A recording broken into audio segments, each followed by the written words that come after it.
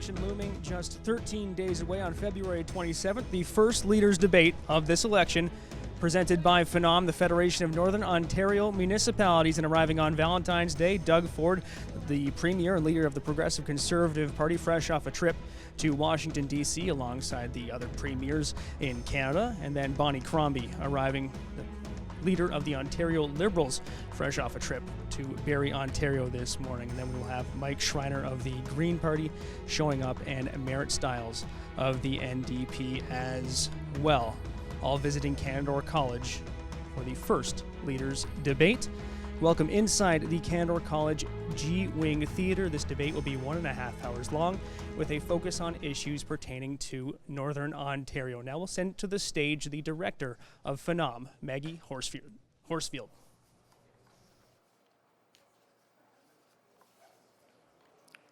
Good afternoon, everyone.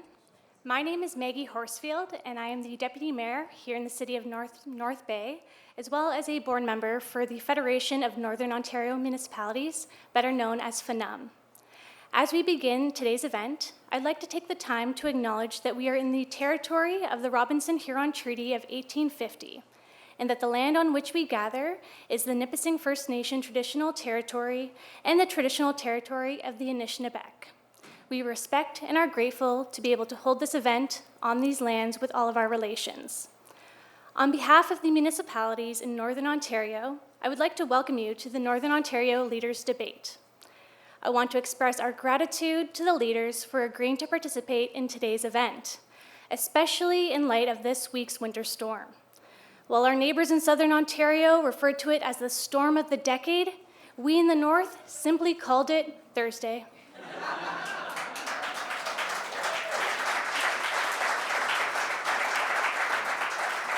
This afternoon, we will engage in discussions about the issues and challenges specific to our region.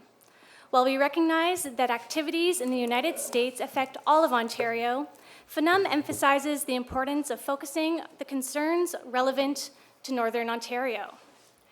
To prepare for today's debate, the FONOM board reached out to over a dozen organizations and groups to gather questions for consideration. We carefully narrowed those questions down to the 5 that you will hear today. The leaders do not know the specific questions in advance, but they were informed about the general topics that would be addressed. Now, it is my great pleasure to introduce our moderator for this afternoon.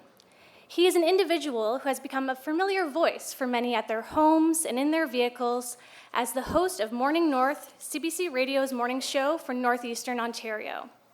Marcus Schwabe has been with CBC Radio for over 35 years. He started in Saskatchewan, hosted the morning show in Prince George, BC, and has spent the last 25 years at CBC Sudbury, where he jokes that Sudbury is the farthest south he has ever lived. I'd now like to welcome Marcus and the leaders to the stage. Thank you and enjoy.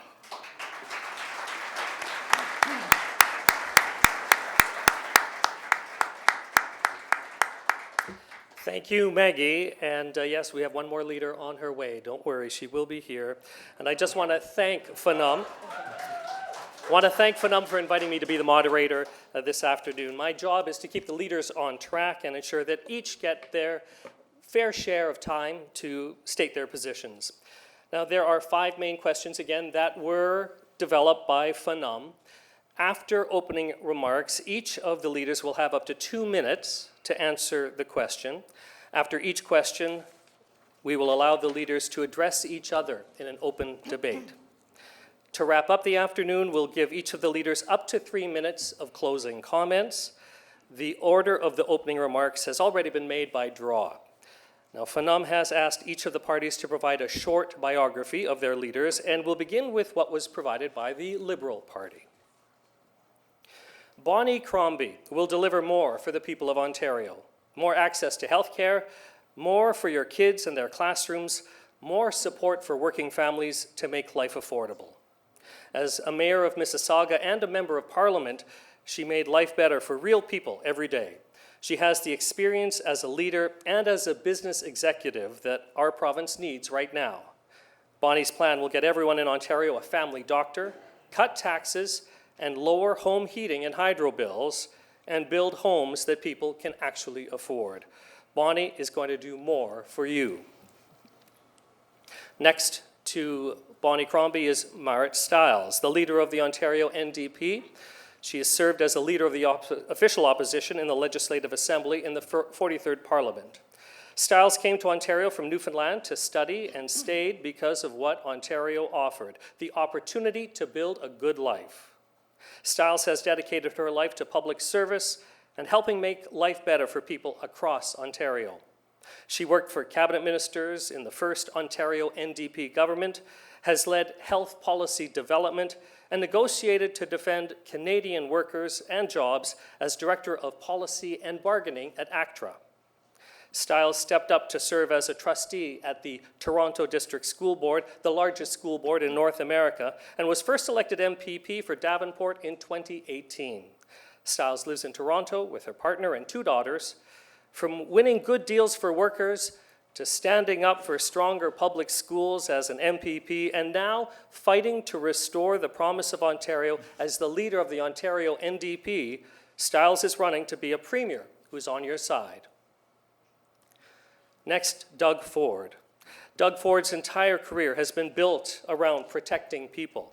A businessman before entering politics, Ford knows what it takes to create jobs and protect people's paychecks. As a city councillor, Ford fought hard to protect taxpayers. As the 26th Premier of Ontario, Ford is fighting hard to protect Ontario's economy. He's protecting Ontario's neighborhoods from dangerous criminals and cleaning up our streets by clearing out encampments and banning drug injection sites near schools and daycares. Now, as Canada stares down the threat of Donald Trump's tariffs, Ford is ready to fight for what's right and protect Ontario. Mike Schreiner, leader of the Green Party of Ontario, became Ontario's first Green MPP when he was elected to represent the riding of Guelph in 2018.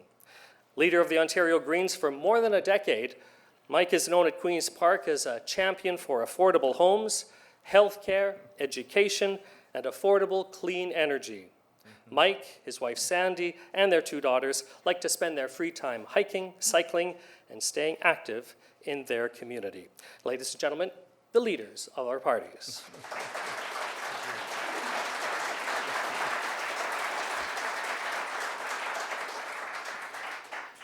The first question this afternoon is about money. Municipalities in Northern Ontario are facing tough times. Not only are they responsible for water, roads, garbage dumps, many social services have been downloaded to towns and cities. Municipalities have to pay for these services with property taxes, and that's a burden, especially in rural and northern communities that have a smaller tax base but serve huge areas.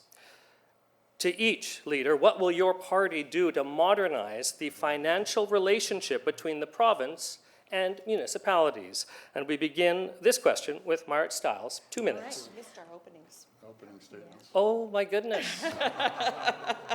My bad. I'm ready, we can go to questions. Thanks for that. Skip the questions, let's go to the opening statements. We'll come back to that question in a second, and I'm not going to repeat it. So let's have our opening statements. We begin with Bonnie Crombie of the Liberal Party. Thank you. Hello, bonjour, North Bay. I love this province as much as I love this country, but I don't like seeing what Doug Ford is doing to it. After 7 years of Doug Ford's government, 2.5 million people don't have a family doctor, 2,000 of them right here. 13,000 people have overdosed because of the opioid crisis, and 2,000 people every day get treated in a hallway. Millions of people tell me that they can't afford their groceries and pay their rent in the same month. This is Doug Ford's Ontario today. Enough is enough. My mom always told me, Bonnie, if you don't like it, change it. So I did. I left my job as the mayor of the great city of Mississauga, and I decided to run for premier because it's time to stop the downloading, and it's time to stop the giveaway to Doug Ford's rich friends and do something for you again. And it starts with getting the basics right. And my commitment to you is that you will all have a family doctor in 4 years. I will cut your taxes, and I'll take the HST off your home heating and hydro, and we will build affordable housing again when you vote for Ontario's Liberals. Thank you. Next up, Marit Stiles, Leader of the NDP. Thank you so much. Bonjour tout le monde. Hello, everybody. I'm Marit Stiles, and I'm so proud and excited to be here in Northern Ontario again. The first job that I got when I first moved to Ontario like 30 years ago from Newfoundland was actually supporting northern communities to access healthcare, to create good jobs. And I always felt right at home here. And there's a reason why. It's because where I grew up, people looked out for each other, and Northerners do that too. Northerners also feel very proud about the place you come from.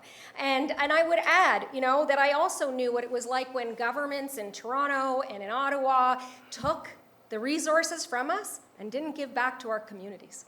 Now, Ontario should be a place full of opportunity. That's why I came here. My daughters are now young adults, and Ontario is not the province that it once was. It doesn't have the same promise. 7 years of Doug Ford and the Conservatives have cost you. Bad deals, wasteful scandals, and lots of promises, but nothing delivered. That's the truth. And as we face one of the biggest threats that our province has ever faced in Donald Trump, Doug Ford decided to quit his job. Well, I'm applying for that job today. And let me tell you, I am going to be a premier on your side. I am going to fight the rising cost of everything. I'm going to hire doctors. I'm going to make sure that our highways are safe.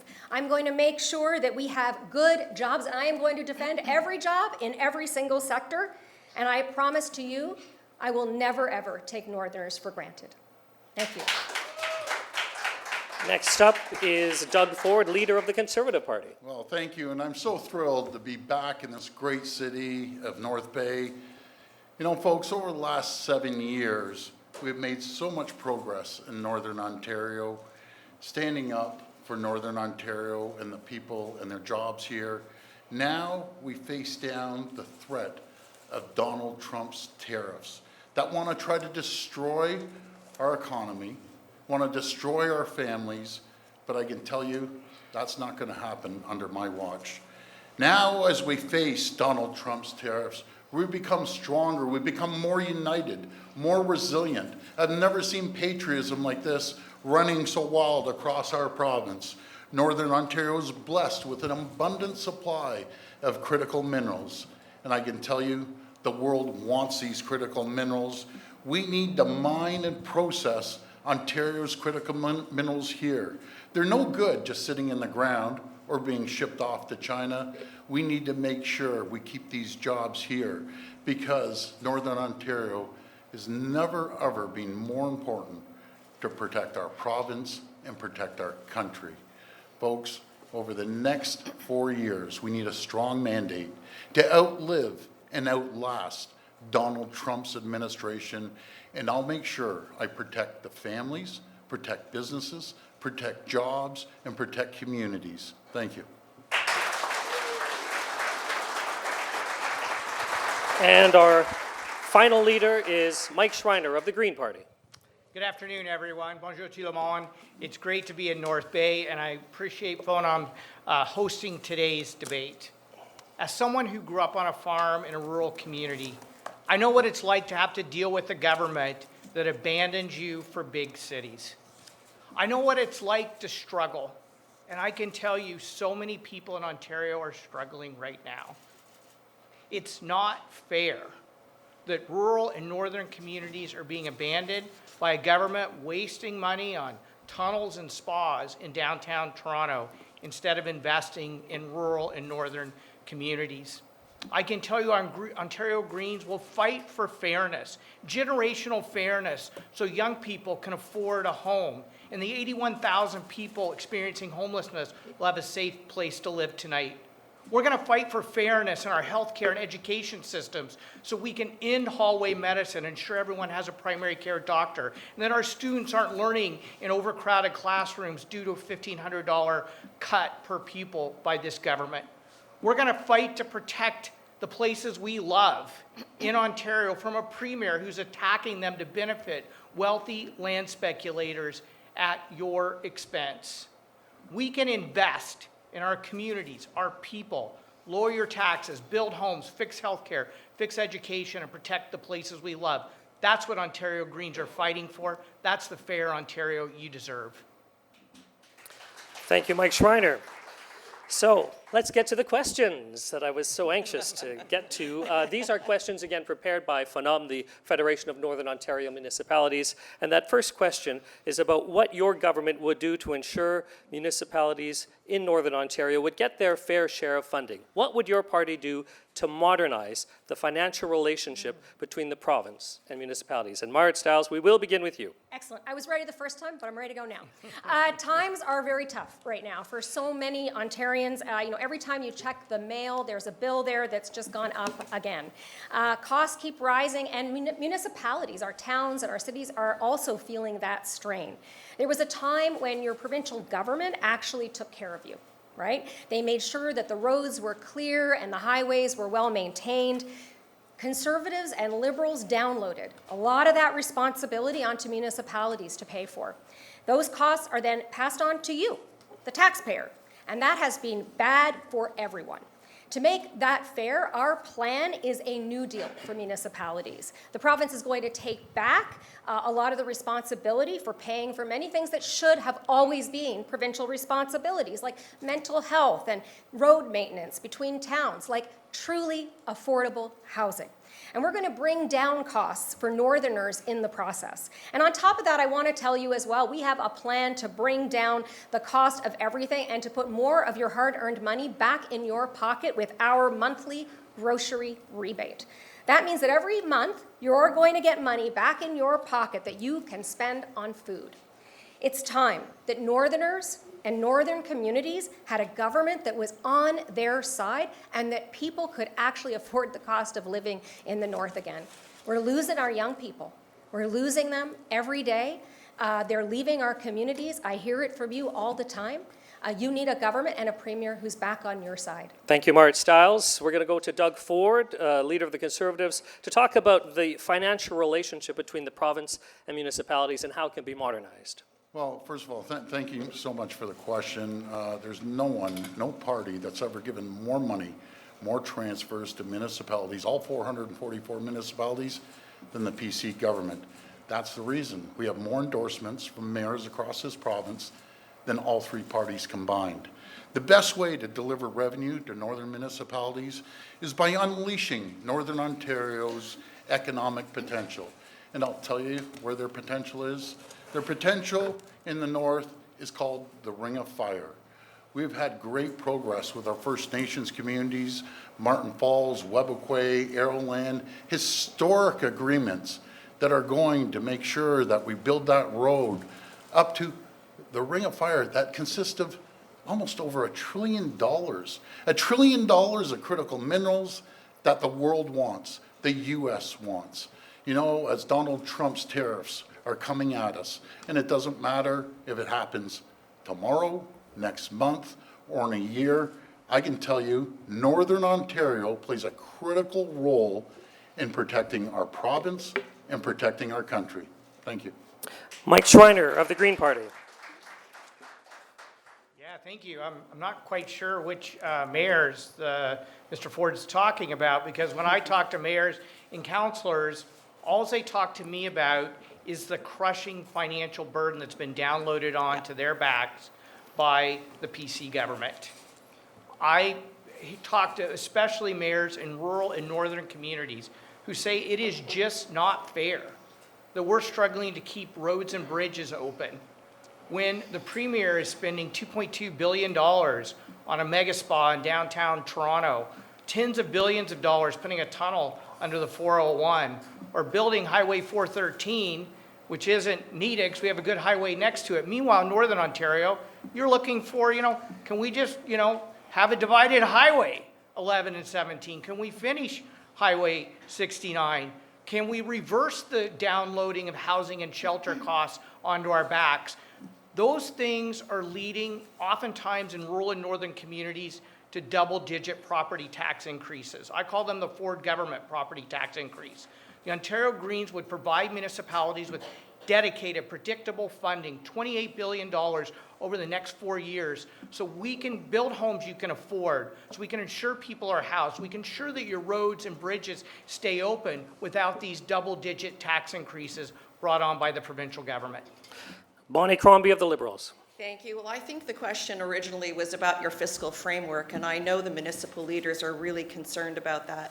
And having been there and worn that hat, I know the impact that the downloading from the province makes. And I know that you want to build thriving communities and you want to stop the mental health, the homelessness crisis, the addiction crisis, but it's been downloaded onto the municipal taxpayer. I want to be sure that you have the sustainable funding that you need to keep your local roads open, the ability to build supportive housing with wraparound services, and to keep the roads open so that we can move those goods and services and get our kids to school. We have to upload. We have to upload all those healthcare issues, all those social issues that have been downloaded by Doug Ford and his government and put onto your taxpayer to help you make ends meet, to help you make your tax dollars go further so you can do what you were intended to do and let the province take on our responsibilities. I'm going to make your life more affordable for everyone here.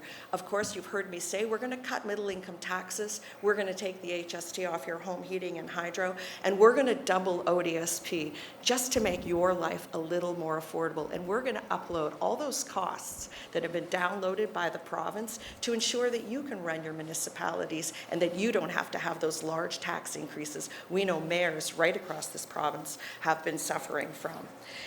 With respect to your industries, we're going to help them. We're going to support them. We're going to ensure that they have the ability to modernize. We're going to give them support through R&D and through innovation, both your forestry sector and your mining sector, because we need to protect those jobs. We're at risk of losing 500,000 jobs because of a tariff war. Can you imagine this premier chose this time to hold an election when he should be at his desk working hard to fight for us and to fight for our jobs, but he only wants to protect one job, and that's his own. Thank you, Bonnie Crombie. We're going to just open things up for just a few minutes because we started a little late, but I just want to expand this conversation about money, the money to municipalities, and also the cost of living and what needs to change. With cost of living top of mind, so for so many Ontarians, including in the north, what would your government do to help Ontarians, starting with, again, Marit Stiles, but then we'll open it up if anyone else wants to jump in by all means. Sure.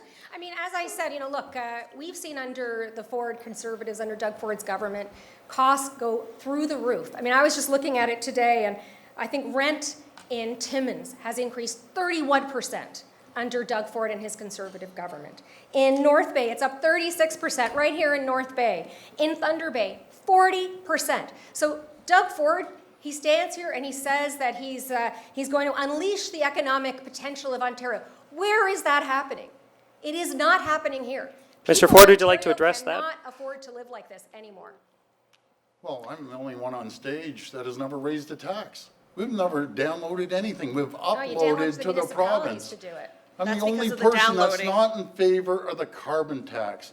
We have Bonnie Crombie as the queen of the carbon tax. We have Marit Stiles that doesn't believe in mining at all, along with Mr. Shiner here.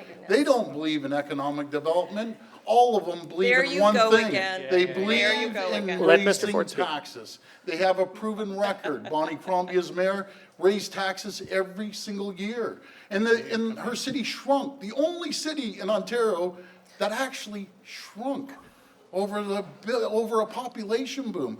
Unheard of. Let's I go don't to raise Bonnie Crombie, though, taxes. to I address believe that. in Go ahead, putting Bonnie money back Crombie. in your pocket. Why don't we do that? Because of course, Doug, you're making up lies again. And we all know that. You are the highest debt Wow. and the highest deficit and the largest government on record. Well, we Because of you, inherited from jobs you. are leaving this province. Our unemployment rate, and we know it right here, is the highest in a decade. Wow. Our youth unemployment is at 17.1%. I have a plan to get for our young people 40,000 new jobs through apprenticeships, through co-op programs, through internships, not like this man does. Jobs are leaving this province. Construction jobs went to Alberta and to BC because they're building homes. Manufacturing jobs have left this province because you haven't built in incentives. You haven't built up our industries because you're not interested in protecting jobs. Bonnie Cities Crombie, we're need gonna a just new- let- because- Cities need a new deal, and that's what they'll get under Bonnie Crombie, because I know how municipalities long are enough under suffering the previous under the government. downloading of this man. Everything has been I mean, downloaded, we mental waited- health, waited healthcare. years. Let's go to Mike Schreiner for a Yeah, moment here. thank you, Marcus. You know what? Mr. Ford promised a middle tax cut 7 years ago, hasn't delivered it. The Ontario Greens will lower taxes for people earning under $65,000 a year and families under $100,000 a year, putting $1,700 back in your pocket. So you can just pay for the basics that have gotten out of control with the Ford government. Ontario's housing prices are some of the highest in the world. Our housing starts are the lowest in Canada. I've put forward solutions to legalize building homes that people can afford in the communities they know and love. The Premier has said no. We've put forward a first-time homebuyers plan to save you up to $150,000 on your housing costs. Premier says no. We've said we'll protect renters. The Premier has said no. We said we'll build deeply affordable nonprofit and co-op housing again. Mike Schreiner, we're which going to hasn't get to happened in housing. decades. The Premier has said no to all those affordability solutions. We're going to get to housing in just a moment, but Doug Ford, did you want to have a quick comment in response to this? Yeah, I'd love to have a comment. You know, I've heard the comments about jobs. Well, under the Liberals and NDP, propped up by the NDP, 300,000 jobs were lost in this province. Today, there's over 850,000 more people bringing home a paycheck, a bigger paycheck, and a better job. Just last year alone, the manufacturers of this province, the companies of this province, actually created over 200,000 jobs. We're down because we've manufacturing created jobs. the environment and They're leaving conditions the province. by Those reducing aren't the actual burden by facts. $8 billion. We're the only government that's actually putting money back into people's pockets. Unlike the three on the stage here with me, Sorry. they would get rid of the license fee and put it back on the back of your cars. They'd bring back the tolls. Rent They'd is up increase 30%. gas by That's not true. 10.7 Thank cents. you, They Doug. believe in one thing: tax the people to death. I'll never raise the tax. I never will. We have seen again That's 7 years. 850,000 7 more years. Thank you, people Mr. Ford. We're just that going to are move on. employed that weren't employed Oh. under the Liberals. Thank you. And under the Hard and NDP. fast with the rules. And, sorry, you weren't in the facts. government at that time, but Mike, you'd pop them up too. You love taxes. I'd lower your taxes. Wait, no, I'm the guy talking about lowering taxes. we do need to move Mike's on. actually not a bad guy. I like him. You're just He download. just likes taxing You're just people, that's all. download to Let's move municipalities. on to the That's why next you don't- question. We've got a timeline we've got to follow here. And next topic is housing, which you've already talked a bit about, Mr. Schreiner. Issue across the country. The increasing cost of living, the lack of affordable housing means more people are priced out of home ownership and many can't afford rent. The provincial government used to be responsible for social housing, but that was downloaded to municipalities in the 1990s. Would your party consider taking the issue of social housing off the backs of municipalities and make it a provincial responsibility? This time we're going to start with Doug Ford. Well, we've done more for housing than any government. We've cut the red tape, we've cut regulations. And as the mayor of Mississauga, she's increased taxes. The only municipality in the province, as I said, that actually shrunk because of her high taxes, irresponsible taxes on the backs of people. We're cutting red tape to make sure we can get shovels in the ground. And for the folks, homeless folks, we put over $1.4 billion to get them shelter, to give them a lift up, rather than be stuck on the streets. Folks, we're going to continue cutting red tape, by the way, that all three of these parties always voted against in the legislature. They don't believe it. They say we want to build. They don't believe in building. Bonnie Crombie had the lowest builds in all of Ontario. And Mr. Schreiner, he won't cut down a dandelion to put the shovels in the ground. He just won't do it. And Mara, you don't believe in building. You vote against us on every single bill. You know, I see my friend Vic Fideli in there. He's beside me in the house.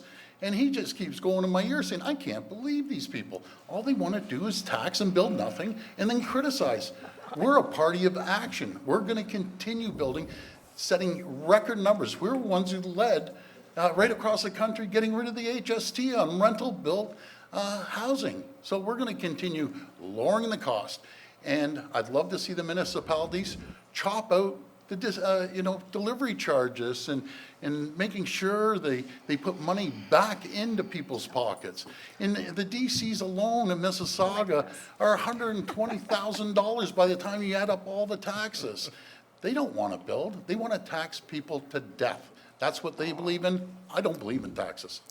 Thank you, Doug Ford. Next up is Mike Schreiner of the Green Party. And again, the question from FONOM is, would your party consider taking the issue of social housing off the backs of municipalities and make it a provincial responsibility?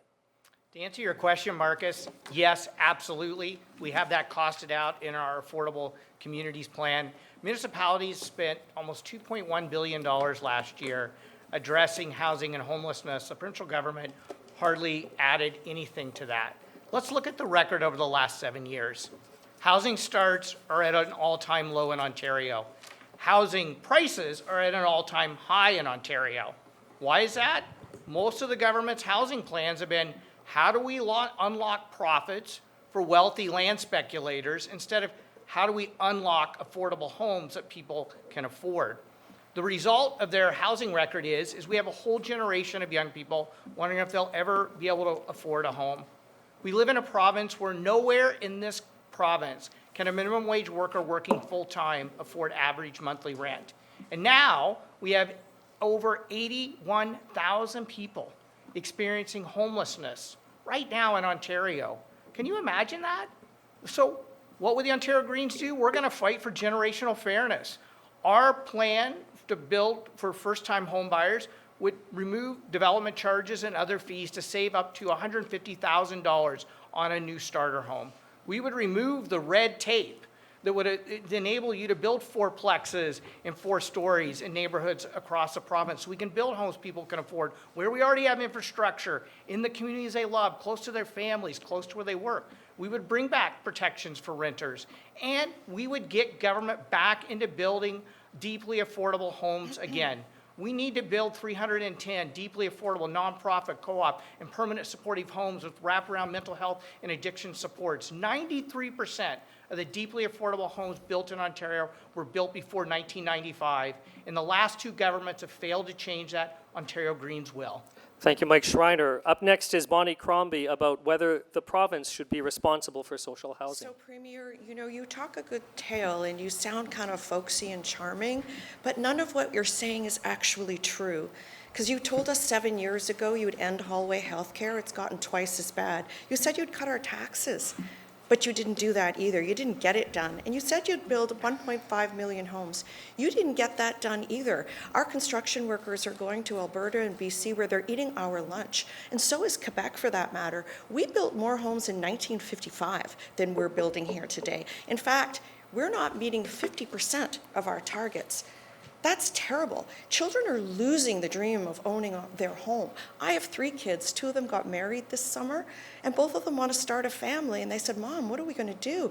We can't put money away because we can barely afford our rent. How are we going to afford that home? So I said to my team, we've got to lower the cost of building. We've got to reduce the price of a home, but yet we've got to make municipalities whole, because I know a lot about making municipalities whole as well. You got to keep their taxes low, because this government, they just downloaded everything to the municipalities. And so, of course, municipalities, so many of them have double-digit tax increases. My plan is to cut those hidden taxes at the end. They're called development charges, and we would get rid of them entirely. That'll lower the cost of building, it'll lower the price to the purchaser, and I have a fund called the Better Communities Fund that will make the municipalities whole as well. We're going to scrap the land transfer tax too, for seniors, for first-time home buyers, and also for not-for-profits.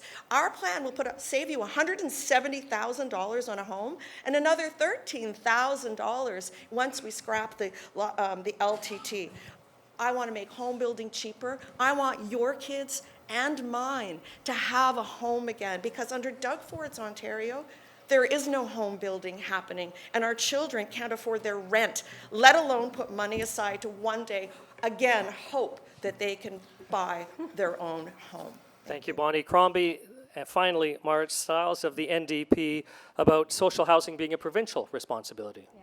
Well, thanks, Marcus. And let's take a moment here to remember how we got into this place that we're in, right? Because back, as you said, in the 90s, it was liberal governments at the federal level and provincial governments at the provincial conservative governments that canceled the affordable building of homes, the building of truly, deeply, permanently affordable homes that we used to do in this province. Now, Ontario is the only province in Canada that doesn't already build those homes. We are absolutely going to start building again. And I am so proud of our Homes Ontario plan because we are committed to building 1.5 million truly, deeply, permanently affordable homes in the province of Ontario over 10 years. And that, by the way, includes 60,000 supportive housing units, which is what we're going to need to make sure that we can move people out of those encampments and out of homelessness. But look, the other question I want to ask people is, where are the houses? Where are the homes that Doug Ford said he was going to build? Where are the homes, Doug? Because they're not in our communities. They're not in northern communities. They're not anywhere in Ontario right now. He has not done a dang thing about it. That is the truth. And now there's a whole generation of young people who cannot even imagine buying a home and can't even find an affordable rental home.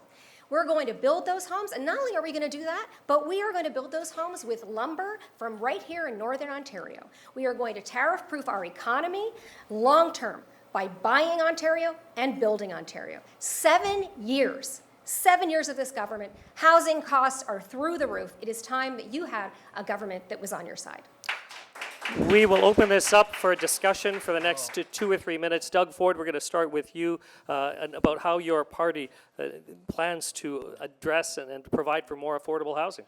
Well, I'll tell you how. It's very simple. We're going to protect the people of Ontario. And how you build more homes, you protect businesses, you protect their jobs against Donald Trump's tariffs. Oh my gosh. You know, we heard from Bonnie Crombie about the DCs. You know, it wasn't too long ago, I went out there and said, let's cut the DCs by 50%. Not all, just by 50%. You had to pull Bonnie Crombie off the ceiling. She was out in front of the media saying, we can't afford to get rid of the DCs, the land transfer tax. You know, something's very simple. You protect the economy, you protect the people's jobs. Yeah. They're going to have an opportunity to municipalities- go out there Mark and Stiles buy would- a home. Mark You Stiles. have not Under their answered leadership. I'd like Mark Doug, Stiles to go You won't first. have a chance Doug, because you every have- business Mr. Ford. will close down and leave this Mr. province. Ford, we'll have let not Mark answered Stiles the speak to question. this. You have not answered the question because Yes. the truth is there are no homes being built in Ontario. There are right? not. Housing starts are lower than they've been since the 50s. That's the truth under his government. And so actually at the end of the day, Doug, people are not, they don't have any options out there. You talk about Donald Trump, you have shown us who you are. You say one thing in front of the public like this, and you go to say another thing behind closed doors every Right. single time. You did that on the Greenbelt. You lied to Ontarians, and you're lying to them now about homes and housing. But you know what? They don't believe you because they're living the reality of it right now. They're living it. They know that they can't find an affordable home. They know that young people know that they can never even imagine owning a home in the province of Ontario. Ontario has become a have-not province in Canada. Right. We are falling Mark. so very No, she's far right. behind, Doug. Let and Bonnie you Crombie- have not built a single Bonnie home. Crombie would like to speak. Absolutely right. You fly off in the middle of an election for photo ops in Washington with low-level advisors. What's the point? Why'd you call the election? We have a housing crisis here. We're at a tipping point. Do you know there are 200,000 people who don't have a home, who are homeless, who are living in your parks or living in encampments? We need a strategy for the North that allows you, gives you the capital that you need dedicated towards building housing for people who are homeless, to get them out of encampments. But let's ensure that you have those wraparound services But are you that you gonna need, build the that they supportive need, so housing they and have affordable the housing? treatment, so they have access to the treatment that they need to get them off their addictions. But the North in particular needs a specific fund of capital, a specific strategy to help you build housing not only that is affordable, but supportive housing for those that need it. We're not I want to building let Mike housing Schreiner have anywhere a in this quick word province. before we move on to the next question. Go ahead, Mr. Schreiner. This premier, Mr. Ford, has said no to every housing solution that works for people. Why?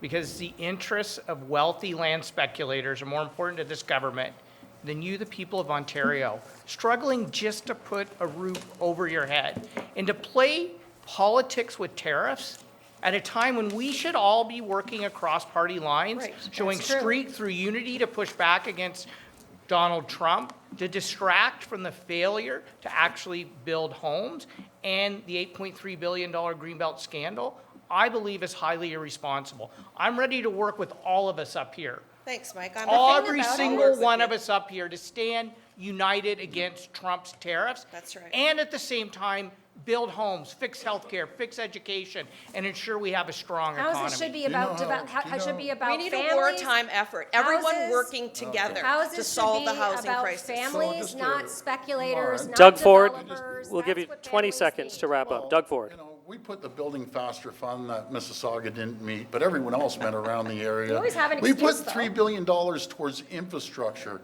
to build 160,000 more homes. Where are they, Doug? Where are voted they? against Didn't it. get built. All three Where are parties they? voted against it. It's because it Where are doesn't they? work. But a majority We're government making should sure we Where's the cut housing, red Doug? tape and regulations. 1.5 All three million parties homes. You didn't get it voted done. against it. And honestly, with all due respect, Bonnie, you should be the last one speaking about building homes. You had the lowest builds in all I of am Ontario. so proud of You my know? city and my Oh record, my Doug. goodness. We're gonna Doug Ford, I'll stop. take my I'll record tell you, over yours any day. Mississauga is not proud of Your you, record I'll is a tell you that disaster. right You know now. what? Look at this. Stop, Look at please. this. Thank you. It's outrageous, these two fighting over, who's built the least housing in Ontario at a time when we have a housing and homelessness crisis in We the need a province. wartime effort. We are going to move on to together. the next topic. Thank you. Thank you. Thank you very much. Next topic, next question is about the forest industry.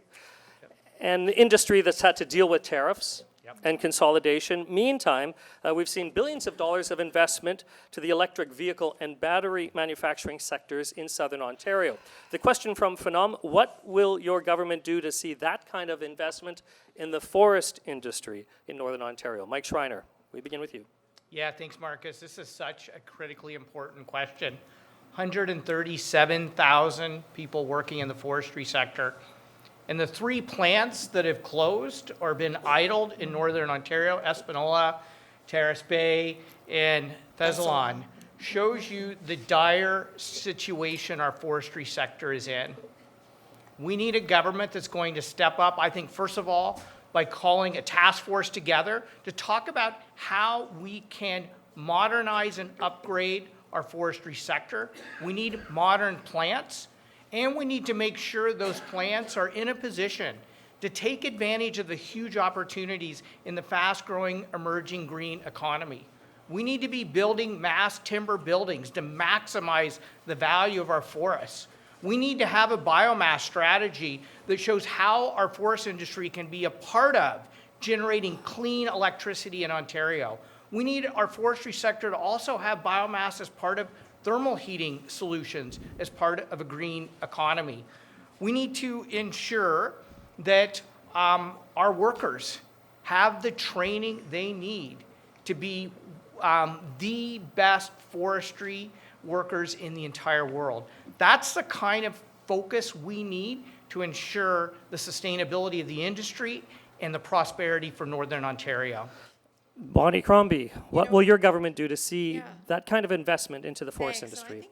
I think Mike says a few really important things here. I really do, and how the forest industry can contribute to our climate goals, and how we can produce green power and biomass for not only our homes, but for our mining industry as well. So the question was about the EV industry, and all our eggs, all the Doug Ford eggs went into the EV basket. So we didn't diversify our trade or our trading partner. We didn't build other strong sectors, our mineral sector, because nothing's being done up in the Ring of Fire. Nothing. You said you'd get that done. You said you'd get on a bulldozer and do it. You didn't get it done. But our forestry industry is at a critical juncture right now. We see the pulp and paper mills, as Mike mentioned, in Espanola and Thessalon and Terrace Bay, losing thousands and thousands of jobs, and we need to revitalize them through innovation, through R&D, and we need to help diversify markets, whether in the south by building more homes, like we'd all like to do. We need that wartime effort to come together to build homes, whether across borders, even our own provincial borders. We need to break down trade barriers with other provinces, and look for markets abroad. We've put all our eggs in the U.S. basket into one industry. Doug, you failed to diversify our economy. The other sectors are hurting. What's the strategy? Why haven't you been doing that for 7 years? You knew this reckoning was coming. You were cheering on for this president to win. Look what he's going to do. A $7.7 billion industry is forestry. Imagine 25% tariffs taking away $2 billion. It's heartbreaking, but it is an opportunity to recalibrate, modernize the industry through R&D and innovation, and look for new partners, diversify our supply chains as well. There's a lot that can be done to protect those jobs, grow them, build new skilled labor around the new industries, and I'm very hopeful. We're not only going to protect jobs, but we're going to create new ones, because this is a moment That is where we 2 can minutes. recalibrate. Thank you, Mart. Thank you, Bonnie Crombie. Marit Stiles is next thanks, Mart. on the forest industry and the investment into the forest industry. Well, listen, I thank you so much for that. And I've spent a lot of time in the north listening to forestry workers. Last year, I was on a trip up along the North Shore, hearing from people in communities like Scriber and Nipigon and Terrace Bay, the steel workers there who have seen their pulp mill shuttered. Yep. And that was and should be the lifeblood of that community and is essential to forestry in this region. When we came to Doug Ford, those workers, the small business owners, the mayors, and we came to get that mill reopened again and get some support, he folded like a cheap suit, right? Workers were on their own. And he can say all he wants to about working for workers or industry, but that has been Doug Ford's record, his track record. And we've seen it in Thessalon, we've seen it in Espanola, and we have seen it in Terrace Bay. I do not fight this battle alone, right? Lise Vaugeois, MPP up there, fighting like hell for Terrace Bay Mill every single day on behalf of those workers. Guy Bourgoin, who comes out of Kapuskasing, out of the forestry sector, qui nous vient du secteur forestier à Kapuskasing. He was down in Washington during the softwood lumber dispute, fighting for those jobs right there in Washington. And as Premier, I'm not only going to fight for those jobs because somebody does need to. I want to grow the sector.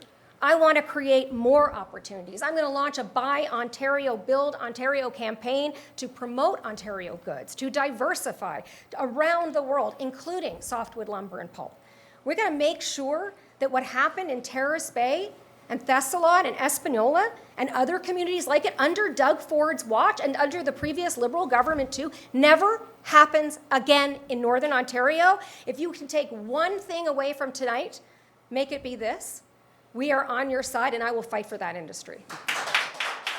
Doug Ford of the Conservatives on investment into forestry. Well, Ontario forest sector is at ground zero when it comes to the fight against these tariffs.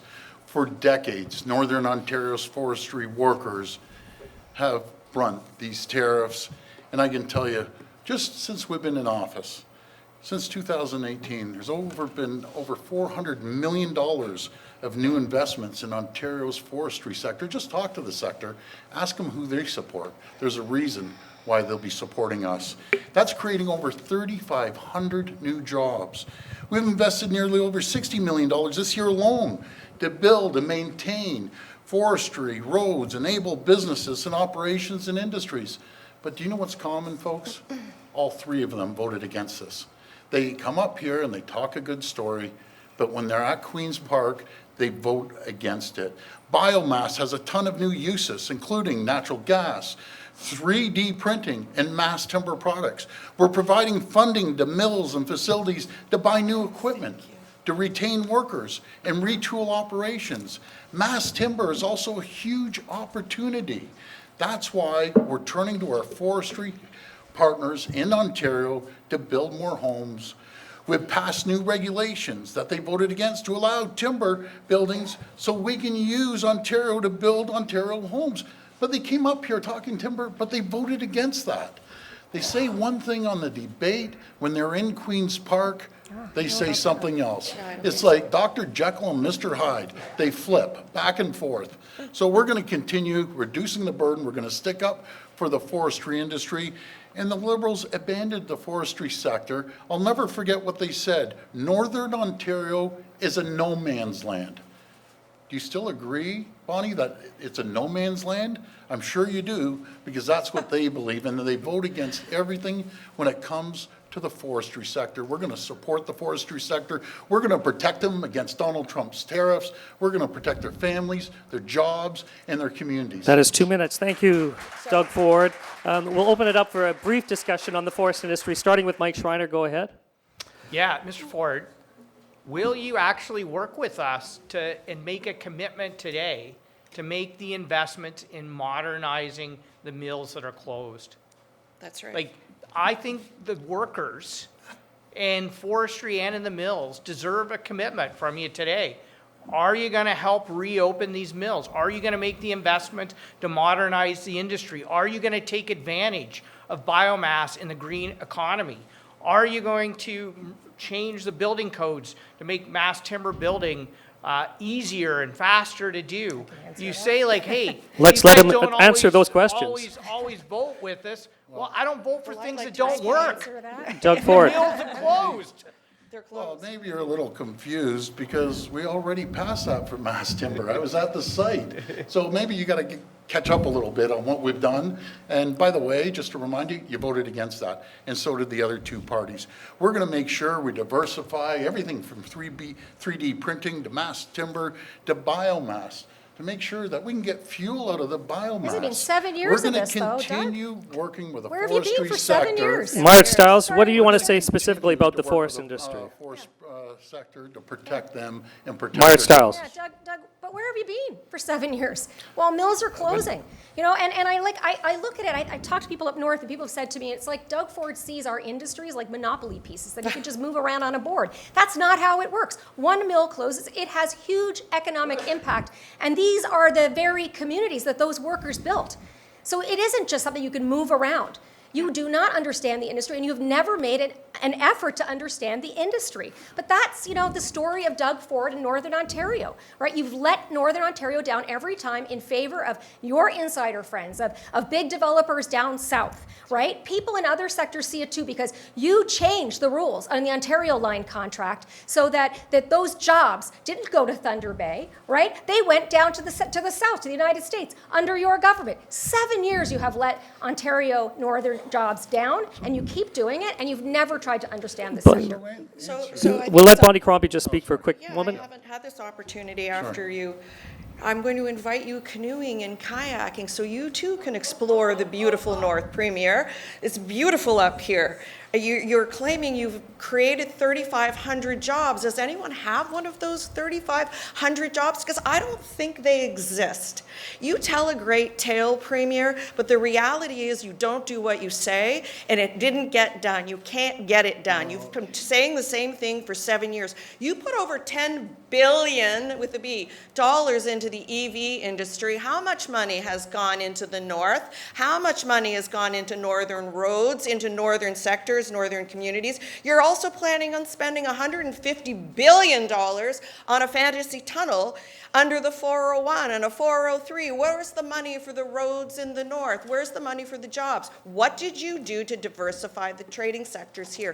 Did you break down interprovincial trade barriers so our goods, our lumber, our pulp, our biomass, whatever it might be, structural panels, can move easily, seamlessly across provincial borders? You know what, just start with you didn't actually get it saving done. the jobs that we're losing right now. You didn't get How it about done. that? Let's hear from reopen Doug the tariffs Ford mill. on those issues. Go ahead. 7 years to Let's- get it let's done, reopen the Doug. tariffs 7 thing. years. Let's hear from Doug Ford. Well, first of all, thank you for the kind words. I appreciate that. You know, I find it so ironic standing up here. Bonnie Crombie Crombie. Bonnie Crombie There you go. might have went up north in the last 7 years, maybe 2 times. I've been up hundreds of times into factories, into forestry sectors, and we had an event from the forestry sector. I didn't see any of them. There's a reason why they support the PC government, because we've invested over $400 million, creating over 3,500 jobs. We've created the conditions in the environment for the forestry Talk to sector the steel to workers in thrive Terrace and Bay, prosper and Doug. grow. Talk to the steel But workers in everything we Terrace do Bay. $10 for the billion forestry for sector, batteries. All right. all 3 parties vote against us. Right. Everyone's spoken on this issue. We're going to move to the next question, which is about feeling safe in our northern communities. There are people struggling with addictions, many with mental health challenges, living rough.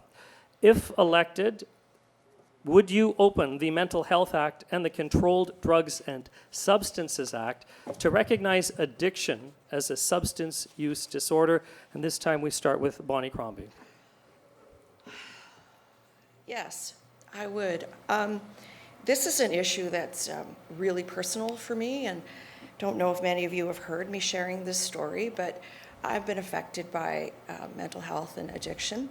My biological father, he left us when I was very young, and I hadn't seen him in decades, in fact, because he had a very serious addiction issue.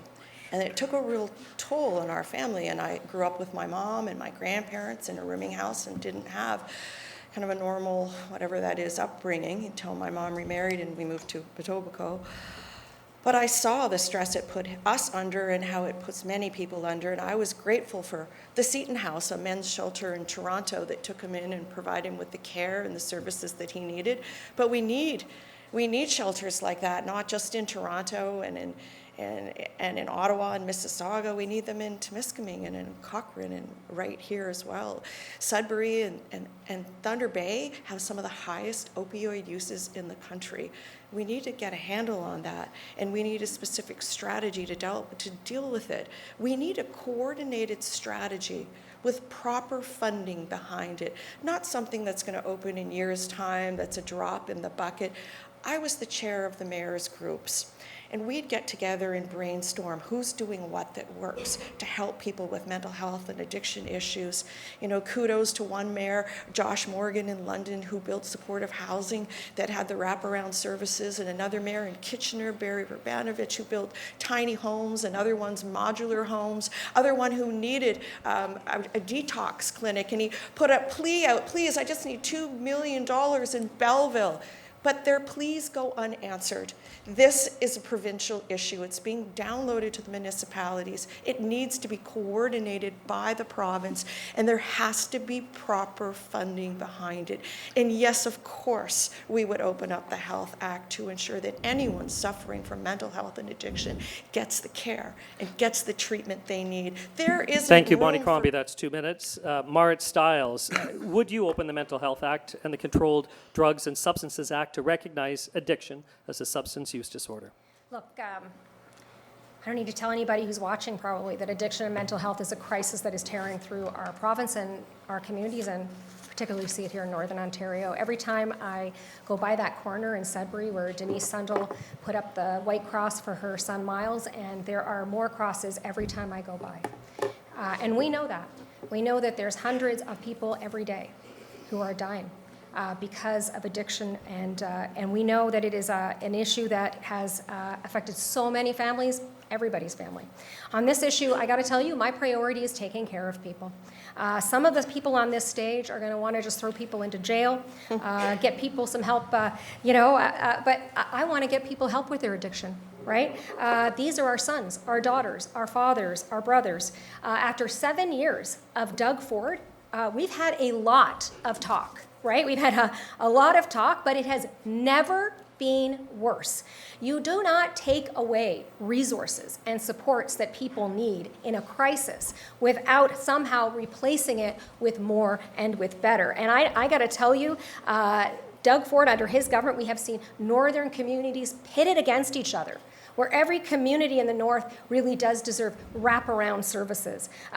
Look, that means investing in community mental health supports, right? It means making sure that there's mental health support in our schools, which is a commitment I am making, that at least one mental health professional will be in every school, because you know what? The kids are not all right, okay?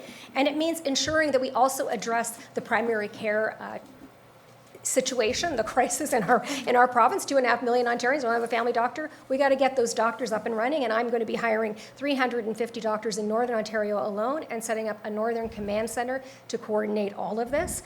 We need to lead with empathy, but also with evidence, something that this government has failed to do. Doug Ford, would your government open the Mental Health Act and Controlled Drugs and Substances Act to recognize addiction as a substance use disorder? Well, part of our plan to protect Ontario, we're cleaning up the streets. That's first and foremost. We shut down drug injection sites near schools and daycares. I know no one wants a drug addiction site beside a school or a daycare. But my three folks here on the stage, they voted against that. They believe we should have safe injection sites. No, we didn't. Right beside the schools. Actually, you did. No, we didn't. Instead, we're investing $530 million in 27 new, we call them heart hubs, that will get people into detox, get them shelter, give them an opportunity to find employment. You know, folks, I understand when it comes to drug addiction, alcohol addiction. I've seen it. I've seen it firsthand. People need support. These hubs are connecting people with employment and support services. We're also giving municipalities new tools to dismantle encampments. And I'll tell you, you mentioned a couple mayors there. It was great to see Mayor Morgan leading the way when he was down in Washington with me, with Mayor Barry from Kitchener. And I got a call from Mayor Ellis in Belleville thanking me over and over again for them getting a heart hub. They're getting more money. They're getting proper help outside of safe supply. That, do you believe it or not, the federal government's the largest drug dealer in this country. You can go in and get heroin, you can get anything, and they support it. You can't give, it's like giving a gambler $1,000 and telling him to go into the casino, or an alcoholic, give him an LCBO card to go into the LCBO and buy all the booze they want. They believe in it, I don't. I believe in supporting people and giving them help. Mike Schreiner of the Green Party.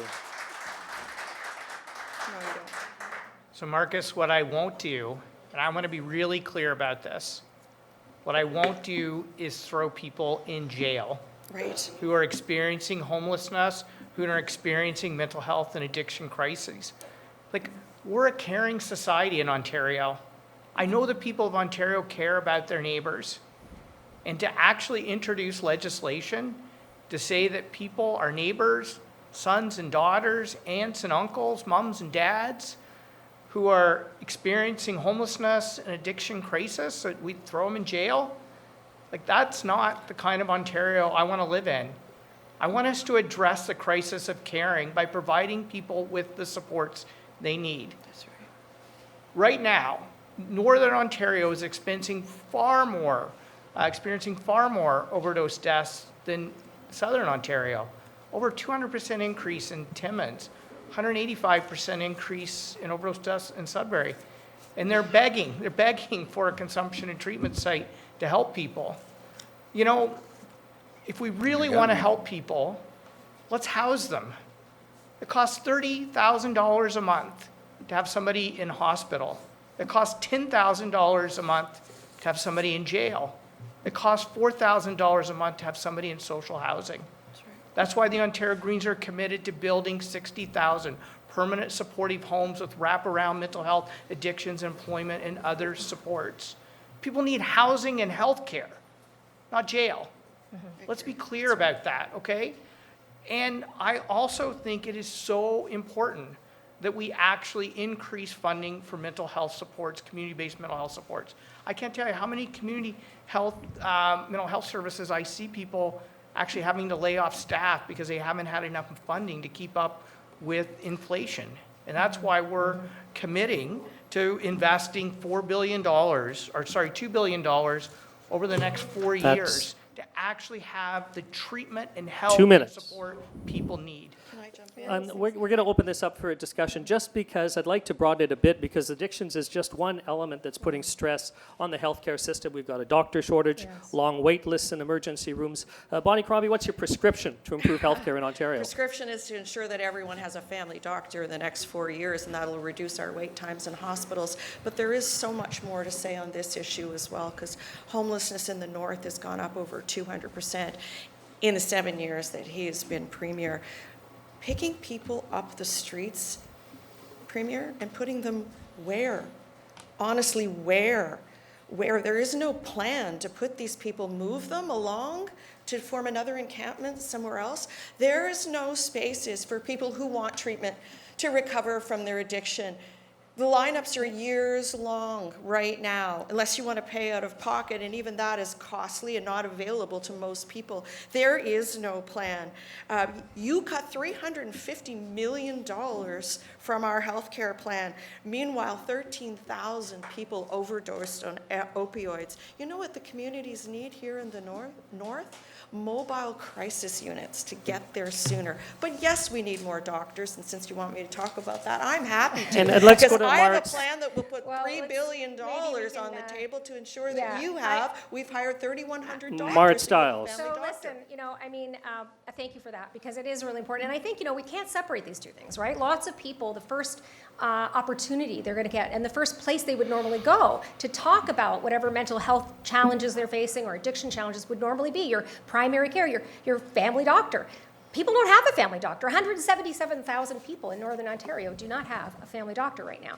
And more than that, we are seeing our smaller hospitals in particular hemorrhaging dollars all the time, close to closing, emergency rooms closed, because we are have an enormous shortage of other healthcare workers, including nurses, I have to say, because hospitals are having to spend more money hiring private nursing agencies than actually being able to hire and keep our nurses. Now, Doug Ford, I would say, look, the Liberals created the hallway healthcare crisis, right? Doug Ford and his government came in and poured gasoline all over that situation. Neither of these governments did anything to actually address the healthcare short issues, crisis, and particularly the family doctor shortage in Northern Ontario or anywhere. So we need to take a really significant step forward, and these guys cannot be trusted to do that. Doug Ford, I'll let you have a chance to respond.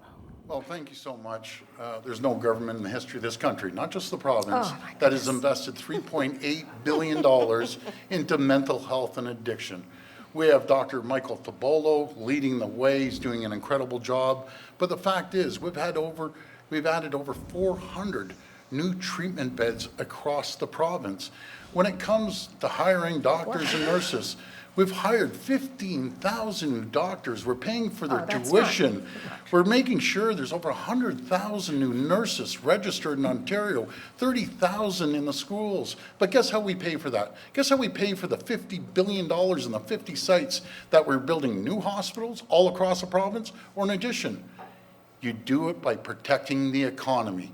The economy is what pays for hospitals, healthcare, schools, Empty and hospitals. opportunities. No equipment, There's never been more nurses. investment No, more in importantly, no healthcare nurses. than what we've done, over $33 billion more than the previous government, building new medical schools, adding more seats. Under the Liberals, they got rid of the seats. We're adding more seats right here in the north. Let's have We're Mike adding more Schreiner have seats. just a few seconds to wrap things Yeah, up. let's just be honest with people. Ontario has the lowest per capita funding for healthcare any province in the country. It would take an additional $12 billion Not true. just to get us to the It is provincial, true. It is true. the It is national true. average among provinces. The Premier talks about money going into mental health. That's over 10 years. Right. People need mental health services right now.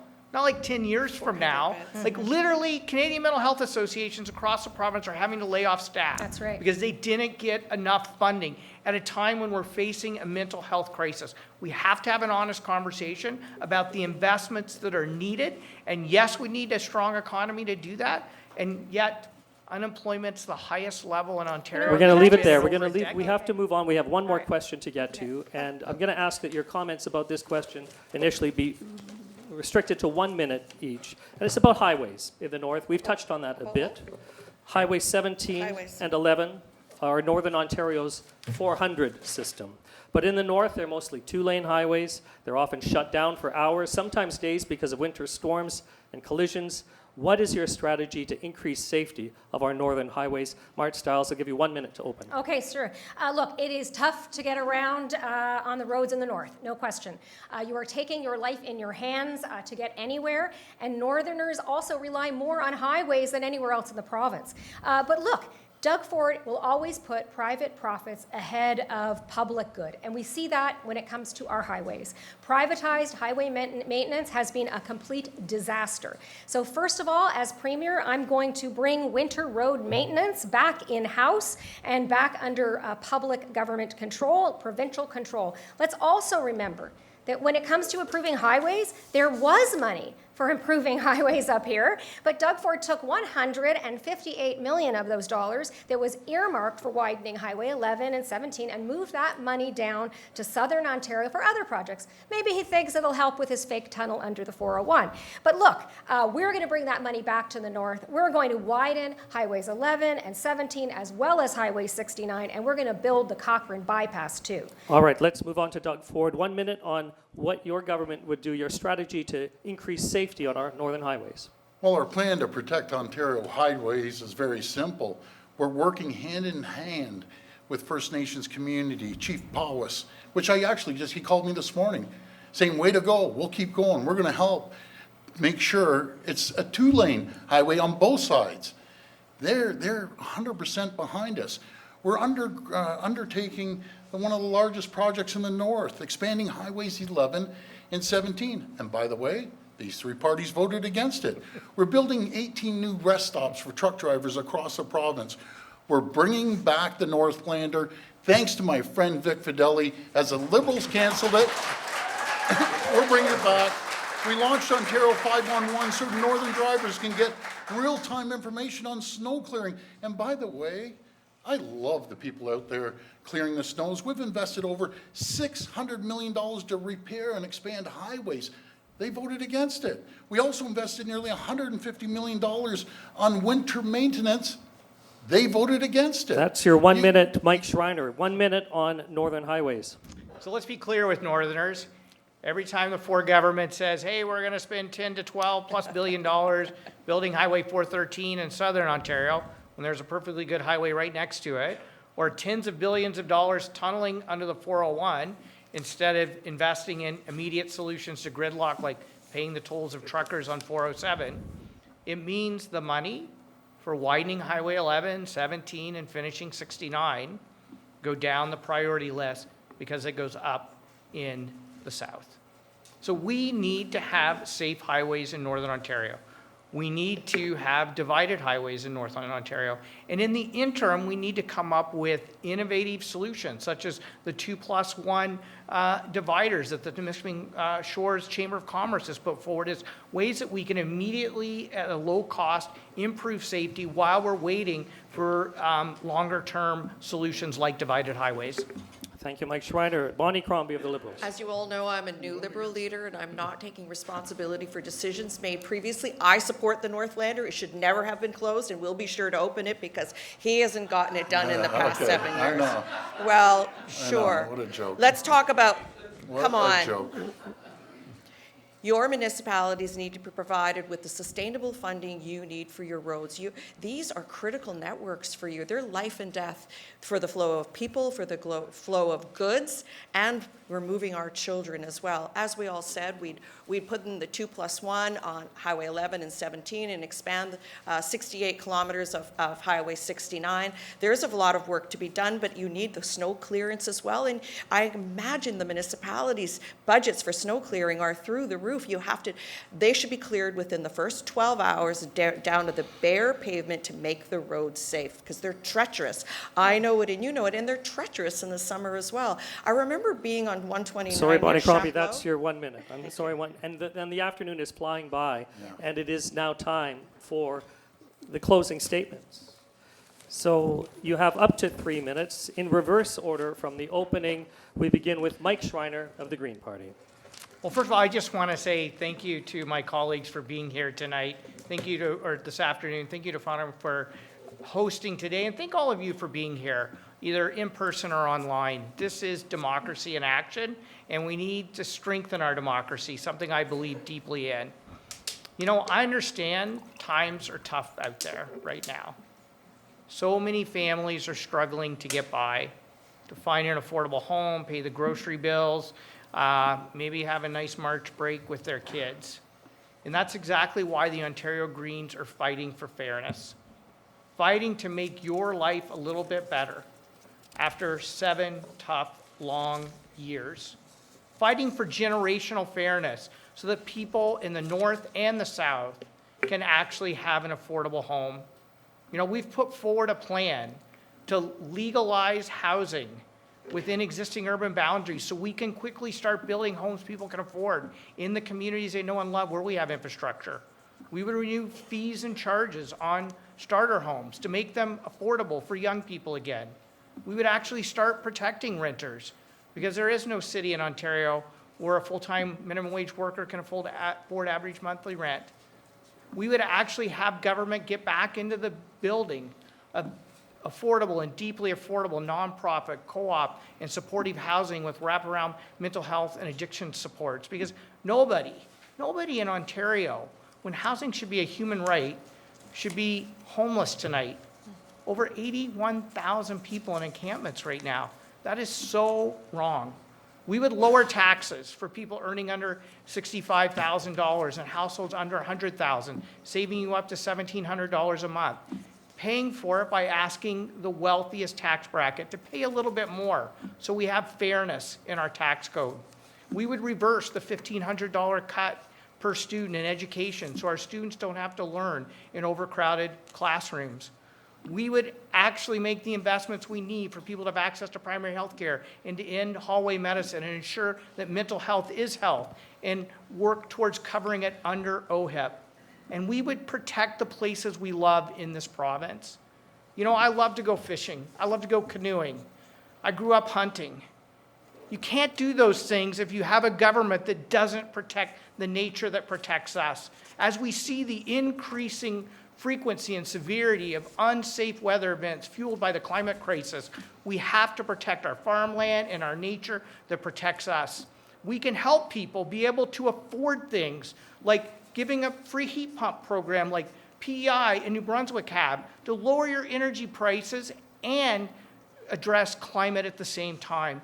We have solutions, but we need local champions, green MPPs to come to Queen's Park and deliver those solutions, because that's the kind of fair Ontario each and every one of you deserve.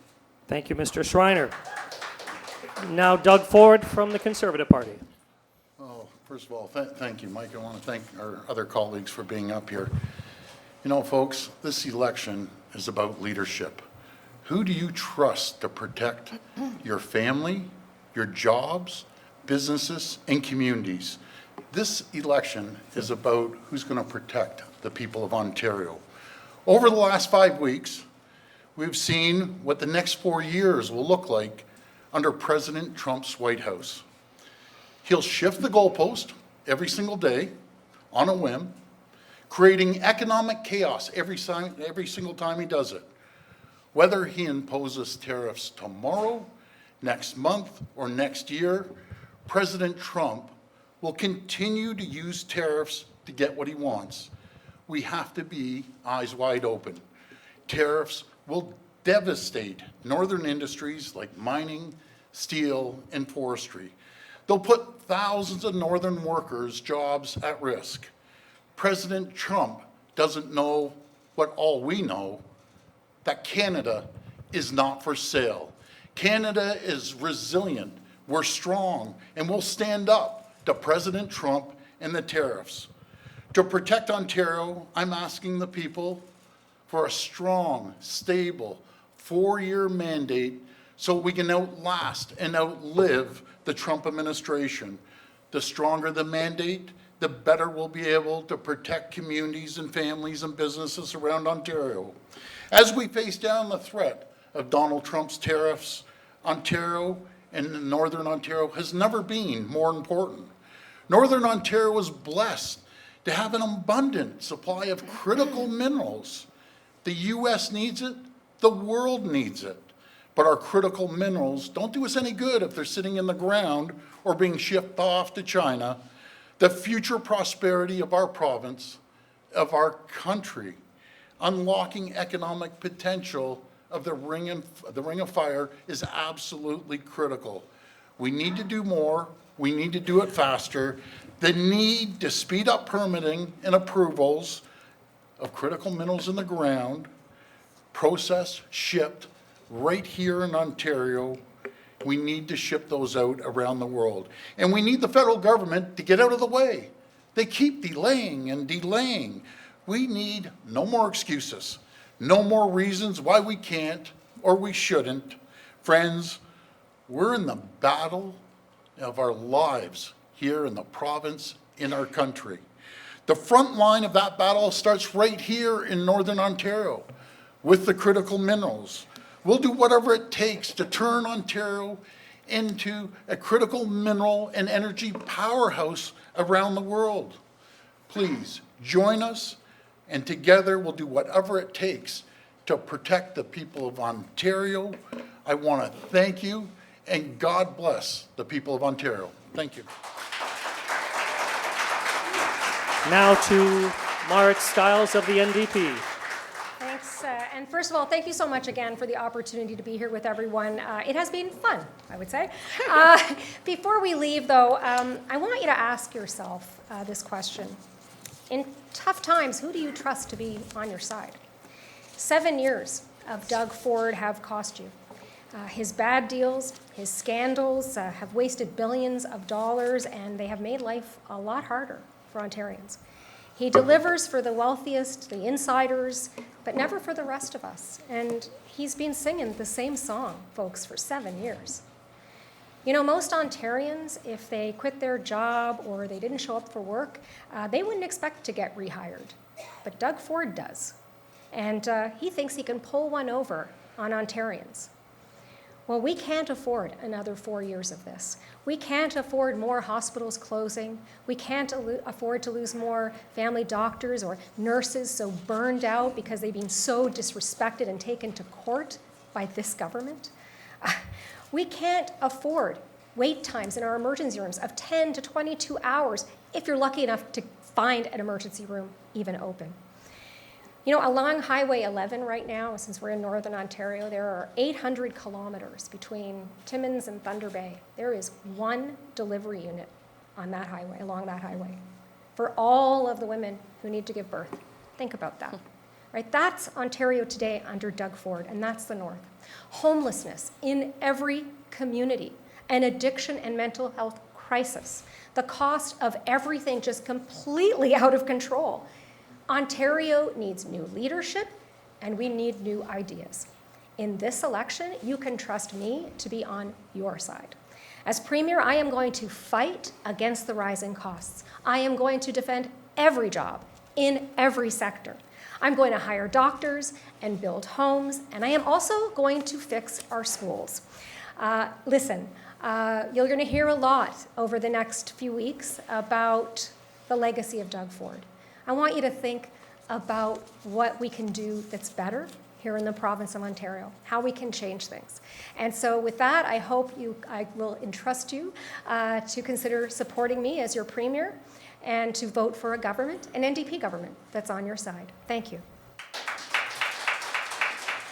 And now 3 minutes to Bonnie Crombie of the Liberal Party. Thank you, and thank you for having me here. As you know, this is my first time on this stage. Previously, I was mayor of the city of Mississauga, so I've run a government, a pretty successful government for almost a decade. It was very fiscally responsible, but I really feel on social issues, as I hope I've demonstrated to you here today. What I want to say is that looking around at this tariff threat and Donald Trump to the south of us, I can't imagine that there's another premier in this country that would choose this moment, choose now to call an election. Honestly, we all want our premier to be hard at work at their desk, working, protecting jobs, our jobs, not just his own job by calling an election. It is irresponsible. But I think you've heard a lot tonight about the choices that you're facing. One thing's pretty clear. I don't think that Doug Ford deserves 4 more years. Our northern and our remote communities are really struggling under 7 years of Doug Ford. And he raised the issue of trust. You can't trust him because he doesn't deliver. He doesn't do what he says he's going to do. Sure, it sounds folksy and kind of nice, but it's not real. It's not true. Back in 2018, he said he'd end hallway medicine. The wait times have doubled. Back in 2018, he said he'd cut your taxes. He hasn't cut your taxes. He didn't get it done, but I will. As part of my platform, I'm determined to do it. In 2022, he said he'd build 1.5 million homes. I was a mayor. I thought, oh, might be good. We'll get some incentives to build. It didn't happen. It didn't happen. He didn't get it done. Our record today is worse than it was in 1955. Worst housing on record. Jobs are leaving the province to other provinces that have figured it out. BC is building 70% more homes than we are. Think about that for a moment. So is Alberta, 36% more. Even Quebec. They figured out how to get it done under the same fiscal framework, under the same constraints like interest rates. You need a real partner here with the municipalities, and I'm someone who's walked in your shoes, and I understand what's happening. Sure, lots of downloading. That downloading has to stop. Our mental health and addictions issues, they need a plan. They need proper funding behind them. Not 350 beds, which doesn't go anywhere, not even in the city of Toronto, let alone over 10 years, spread over how many municipalities. This is a crisis right now, what is happening to people who are homeless, over 200,000 of them, people facing opioid issues. I have a plan. My plan is to ensure that you get the basics right. I'm going to ensure that you have a family doctor. I'm going to invest in industries as well, but my most critical goal for you is to ensure that all 2.5 million people in Ontario have a family doc. I'm recruiting 3,100 of them for less than the price of his fantasy tunnel under the 401. He'd rather put money into a foreign spa than put it into our healthcare system. He's putting more money into our spa than into the healthcare system. We're going to cut your taxes and build affordable housing. Thank you very much for having me here today. And that concludes our debate this afternoon. I want you to thank you for being part of this important element of our democratic process. And I want to welcome back the Deputy Mayor of North Bay, Maggie Horsfield, for some final words. Maggie.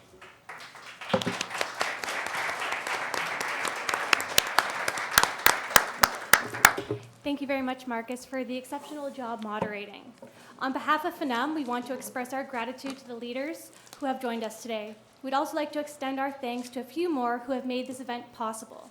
We appreciate our members and their ongoing support of FONOM, which enables us to host events like this. A special thanks goes to the team at Canadore for all of their assistance.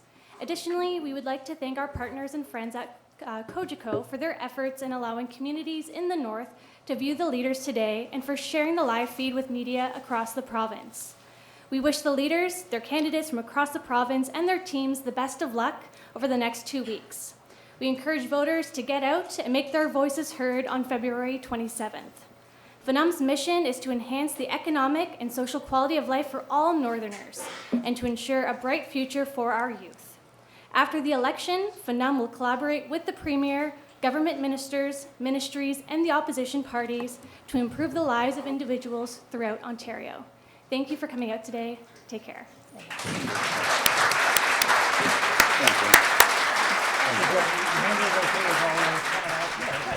All right, Maggie Horsfield will be joining us momentarily to discuss everything that just went on stage over the course of the last hour and a half. But for the viewers, ask yourself these questions. Did you hear what you wanted to hear? Is there something that you heard that perhaps changed your mind? And so the leaders of the parties will now be dealing with the media. So more than a dozen media will be contacting them somewhere around that stage area. They'll all do their scrums there, get their information. And they are building up to another debate, which is going to be on Monday in Toronto. So a bit of a break, but the election is sneaking up. Just 13 days away. It's Valentine's Day, February 14th, the election on the 27th. Maggie, did you hear everything that you wanted to hear from the candidates today? I think that the questions that we asked really gave us the idea of where they stand on supporting Northern Ontario and the mission of FONOM. A lot of those questions we've been chatting with them about at many delegations, and so it was refreshing to hear what they're going to do to address them. More than just tariffs were discussed today, so there was some focus on Northern Ontario highways, on education and healthcare. How important was it to hear that? It was really refreshing. I think we're seeing a health crisis in Ontario with individuals who have mental health addictions and frankly don't have access to primary health care. And to hear what their plans are, I think will give us an idea of how we can move forward to make sure that the people of Ontario are taken care of. Do you You feel like the people of Northern Ontario are understood and going to be represented moving forward? I do think so. I think this election is an opportunity for folks to vote in a candidate that they think represents them well. And I do think that that message that Northern Ontario needs to be taken just as seriously as our counterparts in Southern Ontario was heard, and that those issues relating to the highway, to the municipal funding framework, they were addressed through that debate. And as the Deputy Mayor of North Bay and somebody who serves in so many different roles in the community, are you proud that you're able to host this? It was great to be able to host this. I know there's only 2 debates during this election, and to have one of them here in North Bay is really a testament to the importance of Northern Ontario and to FONOM. We were on the ministers at the Roma conference, and really wanted to make sure that we had the opportunity to host them. Thank you so much, Maggie. Thank you very much. There's Maggie Horsfield, the director of FONOM, and thank you so much for tuning in to Your Vote on Your TV. If you have any thoughts, send them our way on social media at Your TV North Bay. For everybody who helped out on crew, I'm Dan Malta.